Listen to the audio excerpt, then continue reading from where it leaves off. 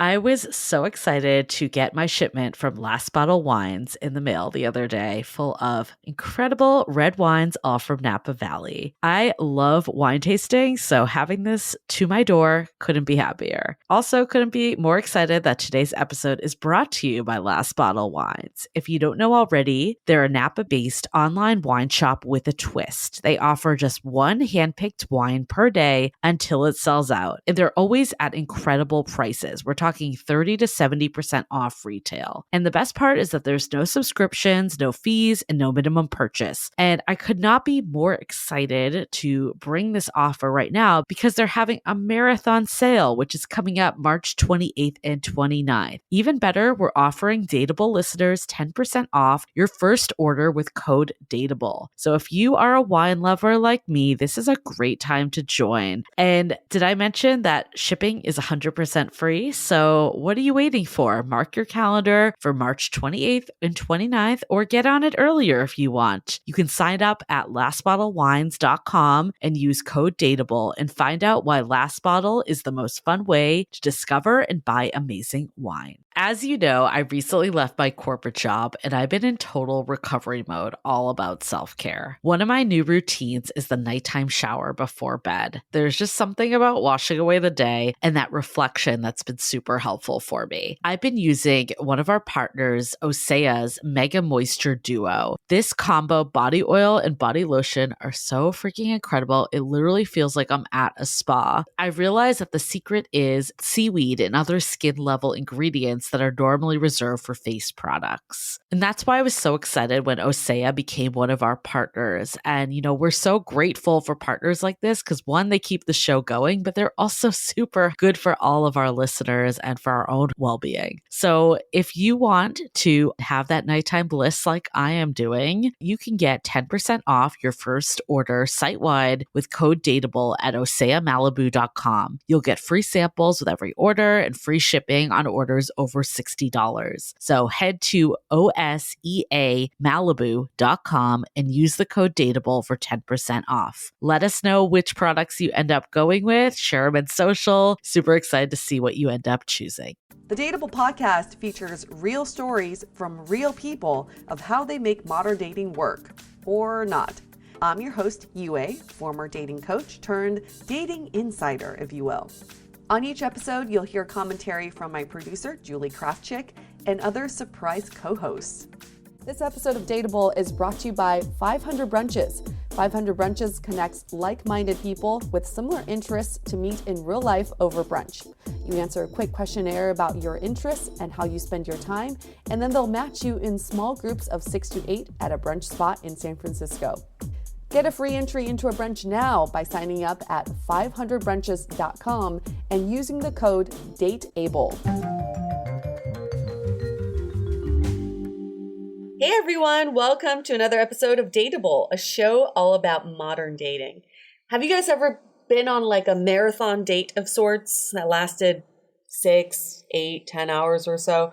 Guest today apparently goes on a lot of these marathon dates. Her name's Eliza. She's 26 years old. She lives in Waterloo, Ontario, and is from Halifax, Nova Scotia. Hi, Canadian. Our first Canadian on the show. How exciting. How exciting. So I guess, you know, you're saying that you're pretty single right now, but when you were actively dating, you were going on a lot of marathon dates. Tell us about that. Yeah, I guess what would end up happening is I was going online dating, so I was on Bumble. I sort of go on like 4 dates a week. Not every week, but I sort of go on it for a little bit and then turn it off. And I obviously wasn't going on marathons with every single one of those dates because that would be a bit outrageous. There'd be people I would like, and you know, we just sort of seemed to click, and I never really saw a reason to end the date. It was sort of like, we still have things to talk about. We're still having fun. Why end the date? But I'm starting to find now that it's sort of not paying off to sort of be so gluttonous, you know? So you said that when you were actively dating, you go on dates as long as 24 hours? How does that even happen? Yeah, walk us through that date. Yeah, there was a 24-hour long date. That was a bit of a shock. So I met this guy on this dating app called The Inner Circle. And so he's in Toronto, which is about an hour and a half away. So he decided to drive up to Waterloo. And initially we decided we were going to go play pool and then we were going to go out to dinner. Mm-hmm.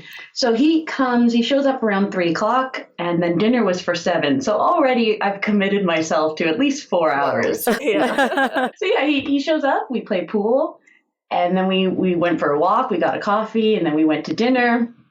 And then, we were both having a really good time, and one thing led to the other. So he came back to my place and he stayed the night, and then in the morning we got up and we went for breakfast, and then we went for another walk, and then he dropped me off, and then he went back to Toronto. It sounds like a great night and next morning.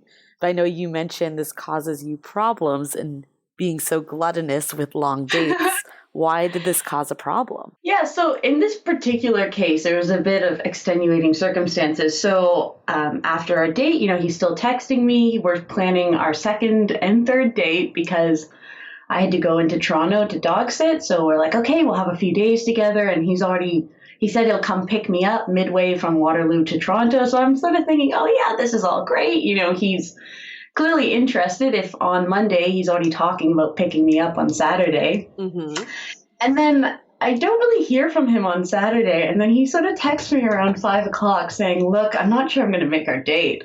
Oh. And turns out he had torn his ACL, MCL, and meniscus in one shot. Damn. So he's kind of... From doing what? He went hiking, and I guess his leg just kind of gave out. Wow.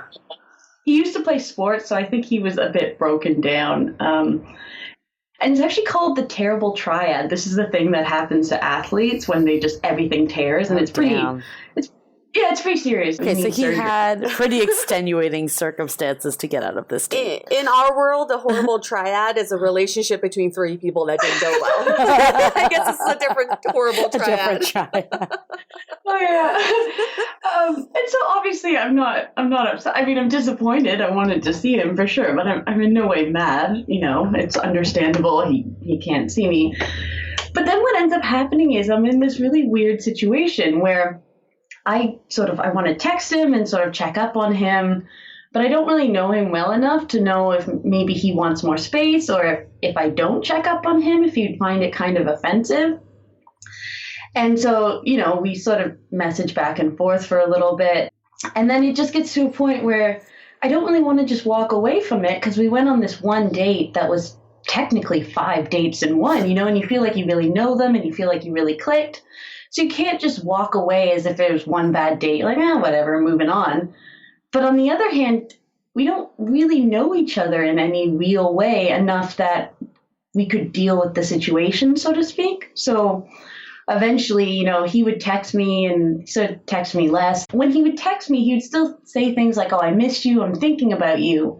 All these things that kind of keep you invested. And then eventually I just said, like, I feel like you don't really know what you want, and I understand you have all these things you're dealing with, but, I don't know what to do either. And then I'm constantly, like, kind of waiting around on him, and I just got kind of tired of it. You guys never saw each other again? No, we never saw each other again. Wow. That one marathon date, and that was it. So when we talked, you mentioned your friends were saying that they think the problem is because you're going on these long dates.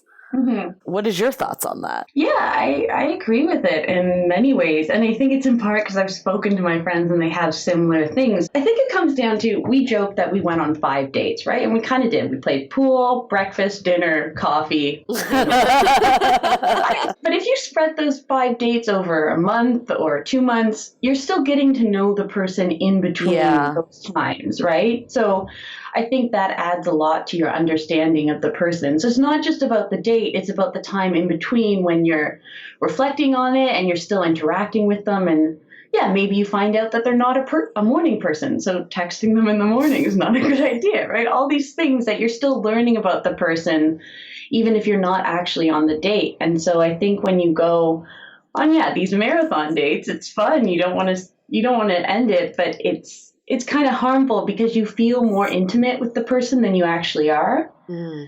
And then I think what ends up happening is I tend to clearly throw myself into these things pretty aggressively. And I feel like I know them really well. And then I get kind of confused. So, for example, when he's texting me, I miss you, but I hadn't heard from him in 4 days, I'm getting kind of irritated because I'm like, well, no, you don't. Mm-hmm. And it's okay. You don't have to miss me, but don't say it then. Yeah. Right? So that's kind of... I think the problem is not that you go on long dates, is that you think long dates are an indicator of a lasting relationship or a positive indicator. But what we found for modern dating with the guests we've had on the show, time spent on a date really doesn't mean anything. It just means that you enjoy spending time together. It doesn't mean that there is a future in that, unfortunately. But I can totally see where you're coming from, because it does give you a false sense of intimacy, especially when intimacy is involved. Then it gets a little bit, confusing, because you basically spent a whole day together as like a couple, really, right? Yeah. And then to take that away and say, well, okay, that connection was only for 24 hours. It's hard to accept. How do we get around the mindset that, just spending time together doesn't really necessarily mean anything? Right. And I think your expectations become higher too. Yeah. Because you expect more from this person than if you had only gone to coffee with them, which is the challenge. But at the same time, if you're having a good time, there's people that are I'm only going to be at a date for an hour. Oh, yeah. And I'm going to have these really rigid timelines, or I'm going to have a excuse to go meet friends after dinner or something. That's problematic too, because you're not really giving someone a chance to express who they are and form that connection with them. Mm-hmm. So I don't know what that right balance is. Well, I wonder if some of the problem too is texting, because then it's so easy to constantly be in touch. Yep. And I think I generally enjoy being in a relationship, and so I almost revert to a boyfriend-girlfriend mode very early on, even though I'm aware it's a bit, it's unfounded. You go on one date, they're not your boyfriend.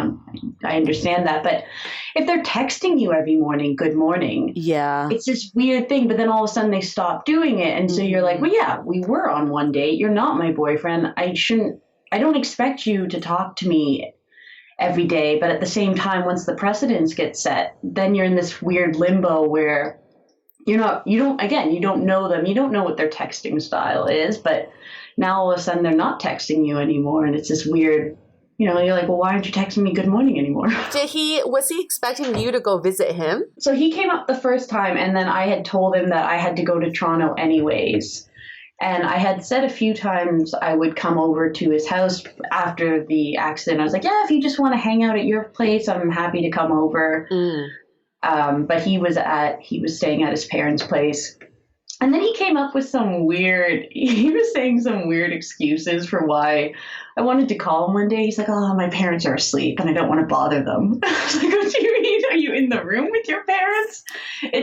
Clearly he was trying to fob me off a bit. But then that goes back to not knowing someone well enough. I kind of see his perspective of this is a girl I met for 24 hours and we slept together once.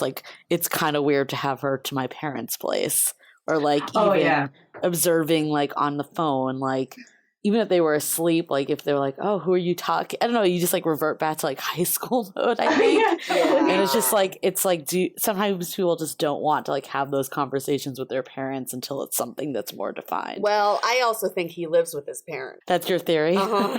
Well, I mean, I think the whole texting thing is really interesting that you brought up, Eliza, because it's you made a comment he was I miss you, saying he missed you, but then wouldn't text you for 4 days. Mm-hmm. But I think you brought up yeah, in theory, it's great if someone texts you every day, good morning, but that also could mean nothing. Mm-hmm. That could just be the way they are, is that they're really attached to their phone and super text oriented. And then it could be someone like this that you just don't know his texting habits, like you pointed out. Mm-hmm. He might not really be that type of person. So he might actually miss you, even though he isn't texting you all the time. Right. It's just hard to know because, like you said, you don't know him well enough. Yeah, exactly. And I think that's the main problem with, it's not just, as you said, going on these long dates. It's the expectations that come out of it. And I think I definitely, looking back at some of the other people I've dated, the dates that do go longer, I do sort of hold more expectations on Whereas, yeah, the short 2-hour dates, it's like, oh, yeah, okay, it'd be nice to see you again, but I'm not expecting them to text me, good morning. But also, if you don't do it, like, it's hard to make a connection happen. Like, if you do just go for, like, a coffee for an hour, like, what's the odds of a connection happening in that shorter period? Right. I do think it's good to set some boundaries for yourself, especially for these nighttime dates, to have something going on the next morning so that you don't end the date too late because you have a good excuse. Oh, I have to get up for this workout, or I have to do this in the morning. We shouldn't deprive ourselves of spending time with someone we like, but we should also have some control over the time in the first couple of days. Right. Or especially since you know it's a problem for you and like it causes you to have expectation or just like the expectation set and like disappointment. So you know that you might need to like take things a little slower than you are doing today. Yeah, it's just one of those things. I find it interesting because I just view it so positively. I'm like, we're both having fun. We seem to be getting along. So I don't see any reason to end it. You know what I mean? In during the day. Because you're like, well, why would I? Right. But then, yeah, now I'm sort of thinking, well, you can still enjoy it. You save some for later, essentially, is what it's coming down to, right? Or just know that if the connection is real, this sort of time spent together will happen again. Right. So you don't need to concentrate it all on one night. Yeah. But I also would argue that if the connection is real, then it probably would continue even if you did have this marathon date and sleepover. I mean, this situation just sounded like other life things got in the way. If you really thought you had a connection with this guy, maybe it's worth just hitting him up now and just seeing what things are going on. I know it's like months later, but like, what's the harm? Like, you're already not seeing him again. How long ago was this? Not even that long. Maybe a month ago. Oh, yeah. I mean, I feel like it definitely does seem like a valid reason that you guys stopped seeing each other. Like I guess like you've said it, like you don't know what he was going through. If he was in like excruciating pain, maybe like texting you wasn't the first thing on his mind. Like, how dare he? I think sometimes it's like giving someone the benefit of the doubt that there are things that are out of control and really have no indication how much they like or don't like you. Right. Yeah, it's sort of, I guess it does come back though. In any other situation, we'd say, well, it's one date. Is it really worth the mental anguish, you know? But it wasn't just one date. It was multiple dates in one. And you felt the connection with them. So I think if it was just one date that was like, maybe it's not worth reaching out like 3 months later. But if it was something, I guess, just like, what do you have to lose at this point? I think we should also try to figure out a way to decipher what's the difference between a connection versus companionship. Yeah. I've gone on many dates where I'm like, wow, I really enjoy this person's companionship. But after the date ends, I don't feel the connection is long lasting.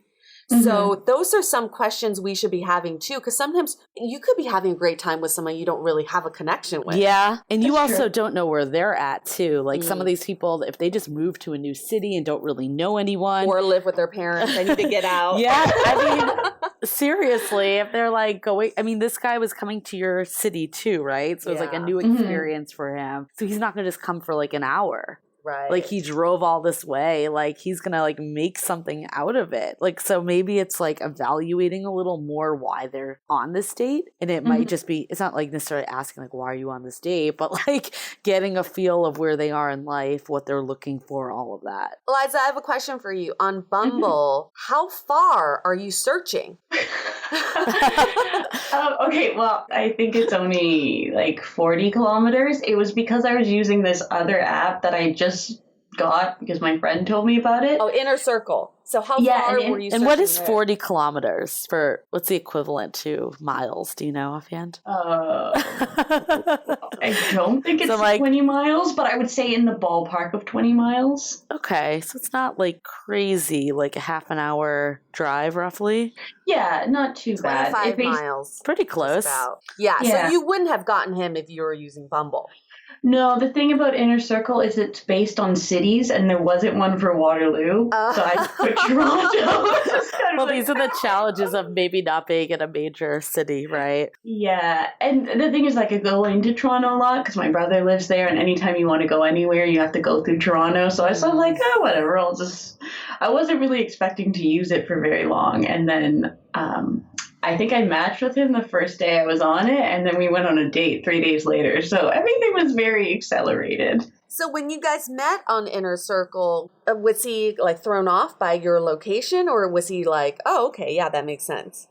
Yeah, not at all. He was, initially he was supposed to go to the cottage that weekend, and then plans changed. He's like, oh, I want to see you. Can I come up? And he was very much, he even planned our date in Waterloo. So he was the one like looking for restaurants. Nice. So this is this other thing, right? He was really doing all these things that normally you would look at and be like, oh, he's clearly very interested because he's the one moving things forward, right? But I guess that's the thing is like, does that, I think that's like a false assumption, right? Like maybe he just wants to visit Waterloo. Yeah. Like, you know, Waterloo's not exactly. She's got this guy's not bad, but secret. It's certainly not a destination one go. You never know, though. You never know. That's true. Fair enough. Yeah. I mean, I guess it's just like things like, it's hard when like there's very traditional ways of showing interest, like texting, planning dates, but I think this day and age, like people's like what they're looking for varies so dramatically that just those signs aren't necessarily enough to make an accurate statement. And this is just one example. You said you've gone on a few of these marathon dates. What were the other ones like, and how did they end? It's time to take a quick break so we can tell you about our current sponsor, Care of, a monthly subscription vitamin service that delivers completely personalized vitamin and supplement packs right to your door. Care of will get you back on track to reach your health goals. Julie and I had so much fun taking the quiz on their website that asked about diet, health goals, and lifestyle choices. Within 5 minutes, we found out exactly what vitamins and supplements we specifically needed. Turns out both of us needed more B vitamins. When the vitamins arrived, they were in convenient individual packets with inspirational quotes. How cute. We loved tracking our progress with the Care of app, where you can earn rewards when you remember to take your vitamins. And guess what? A portion of every sale goes towards the Good Plus Foundation, which provides expectant mothers in need with valuable prenatal vitamins. So listen up, for Dateable listeners only, you get 25% off your first month of personalized Care of vitamins by visiting takecareof.com and enter the code DATEABLE. That is takecareof.com and enter the code DATEABLE. Now back to the show. You've gone on a few of these marathon dates. What were the other ones like, and how did they end? So there was other ones, like this would have been a second date. We ended up going, we played pool. I like to play pool.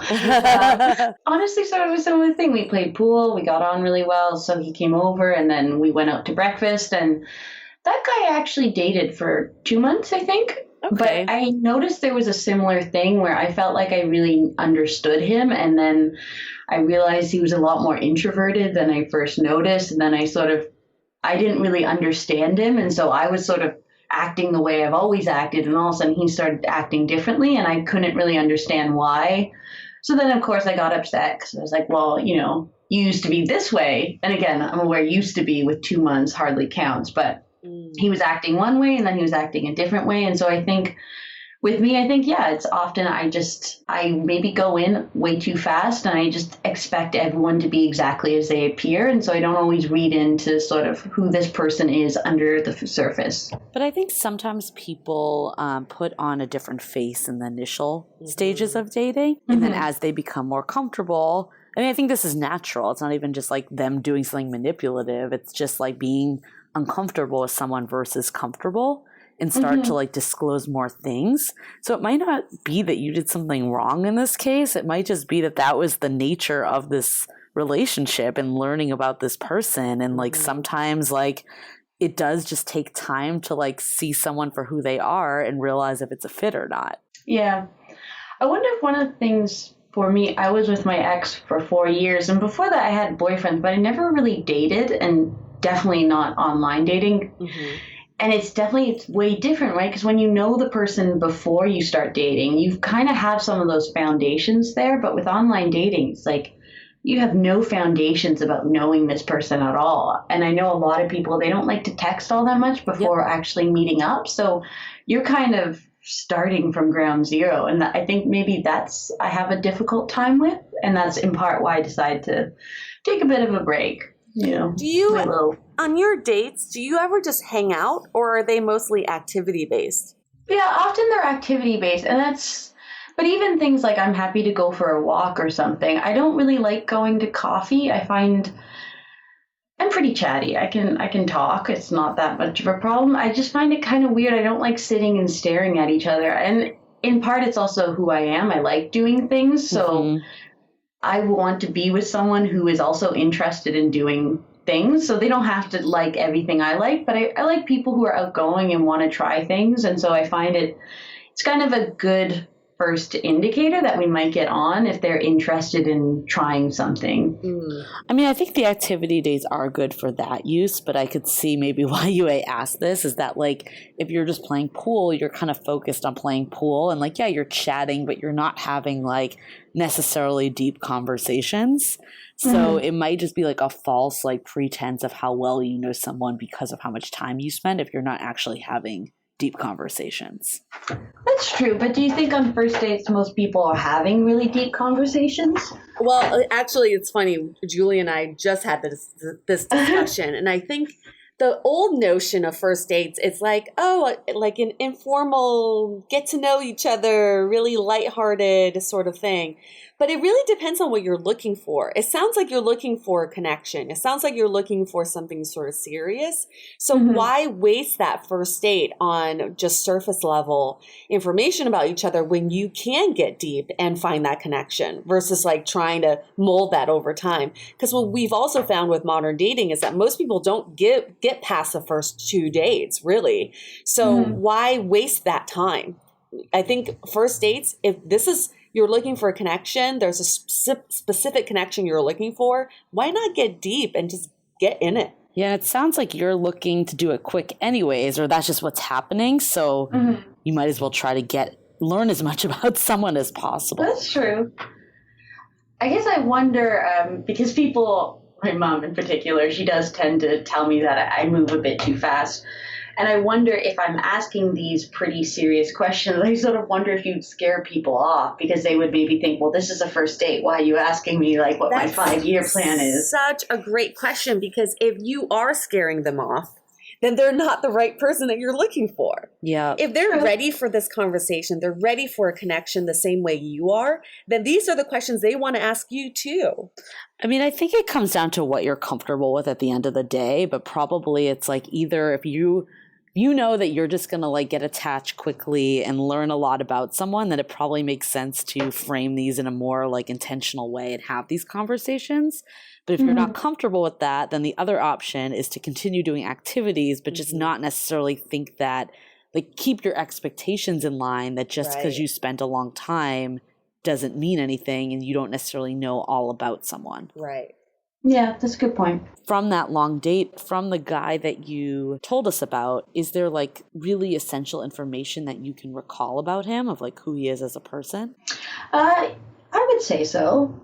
Yeah, and one of the things I know is he was very driven, and one of the things my friend pointed out is, not being able to walk right now for someone who is so driven might be very difficult to be around people because, they're used to doing everything for themselves. And all of a sudden you're very reliant on other people. And it would be emotionally very difficult to take. So he might not sort of want to be around me because he might perceive it as sort of weak. And that's just a lot of assumptions. Yeah, I was going to say, I think the problem with that is that is all like between you and your friend. I think like you would maybe need to like have that conversation with him. I feel like there's just a lot of assumptions and guesswork and trying to read each other's minds going on here. But you only know your own truth. We can only control our own feelings. So what you're saying is, I felt like I had a real connection with this guy. We had a great time together. I saw there was potential. And I'm a little baffled by the fact that we haven't seen each other since.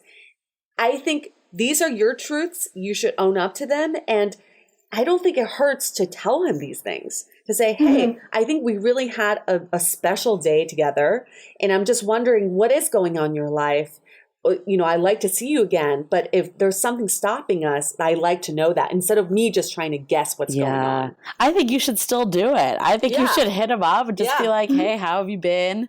Just And then basically what you just said. If you were able to strip down for someone and show them all your goodies, why can't you do the same verbally, right? Yeah, that's true. It's so funny though, because in this day and age it's so much easier to just like do the physical versus emotional. Yeah. Like what? It really doesn't make sense when you really think about it. What do you have to lose? First of all, the guy is so far away from you. Right. You're never going to run into him.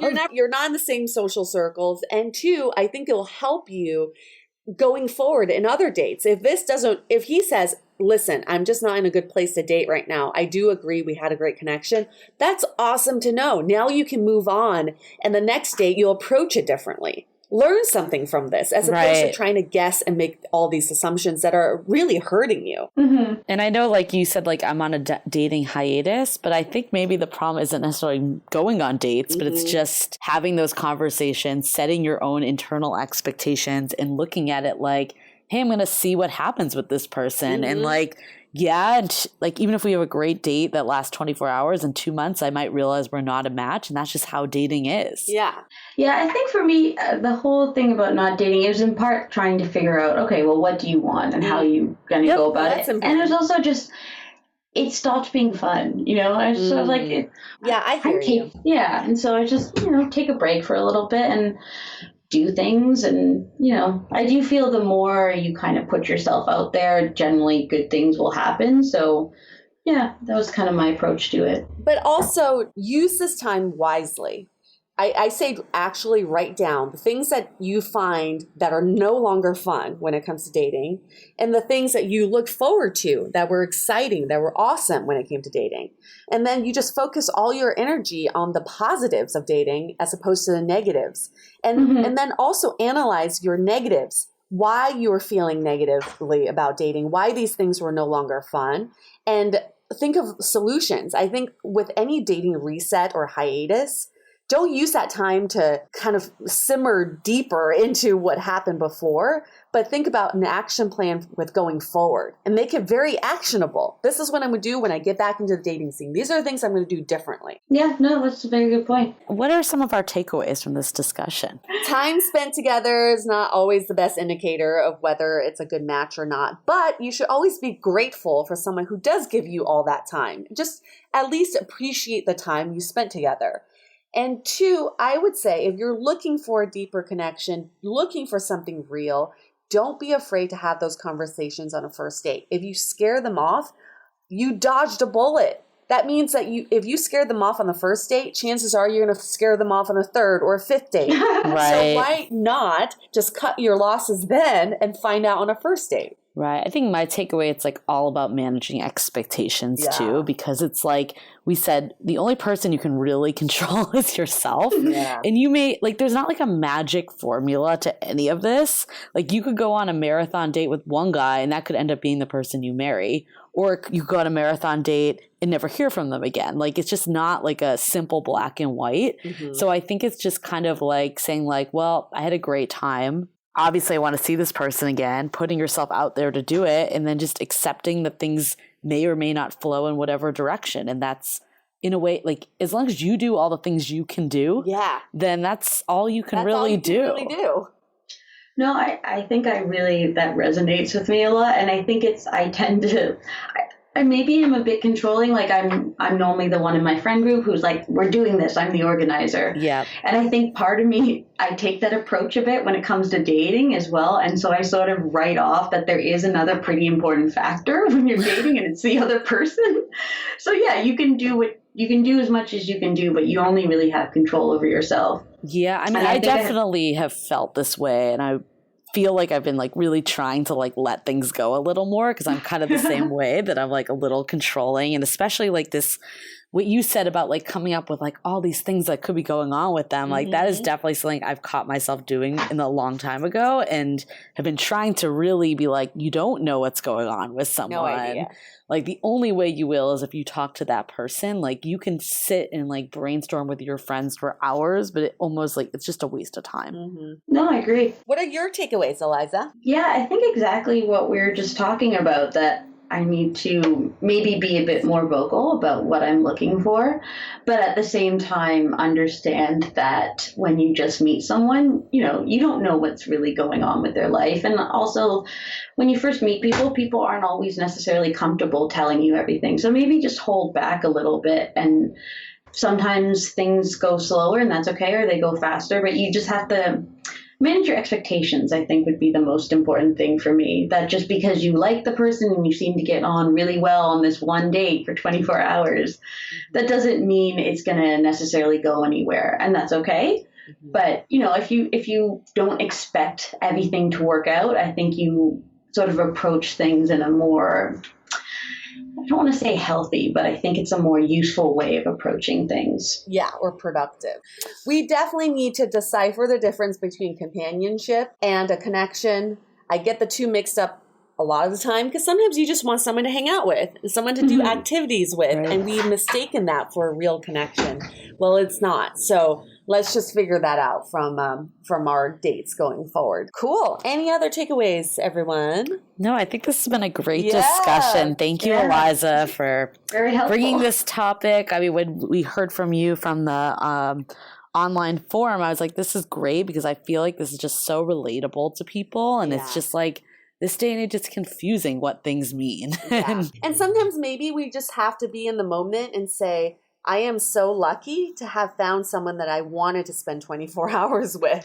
Yeah. That's pretty awesome. Most people don't have that opportunity or have that sort of time with someone. So just be grateful for your time together. Yeah. Listeners, we love to hear from your stories. Either you're like Eliza, where you go on marathon dates, or you're the opposite. You go on like 1 hour dates, or we know someone who goes on 5-minute dates. What's your strategy too? And we can all learn from each other in this whole dating world. All right, so we're going to wrap this up. Stay dateable. Your action item for this week is to stop associating the length of a date with the success of a date. Then create a whole new system of how to assess the success of a date. Maybe it's how comfortable you felt being yourself, how intrigued you were by your date and want to get to know them more, or how much eye contact was made. This episode of Dateable is brought to you by 500 Brunches. 500 Brunches connects like-minded people with similar interests to meet in real life over brunch. You answer a quick questionnaire about your interests and how you spend your time, and then they'll match you in small groups of 6 to 8 at a brunch spot in San Francisco. Get a free entry into a brunch now by signing up at 500brunches.com and using the code DATEABLE. If you didn't know already, we have a revamped website with articles, videos, and content all about modern dating. You can also find our premium Why series, where we dissect, analyze, and offer solutions to some of the most common dating conundrums. We've had some great feedback about how actionable these episodes are, so check them out on our website or iTunes Music. Also, visit the site today to see the latest about coaching, where we connect you with Dateable-approved experts to help with everything from dating profile reviews, coaching, and even gathering real feedback about your dating style in a personalized and affordable way. To connect with us, visit dateablepodcast.com. You can also find us on Facebook, Twitter, and Instagram, all under Dateable Podcast. Don't forget to subscribe and auto-download the podcast on iTunes or your favorite podcast player so you never miss an episode.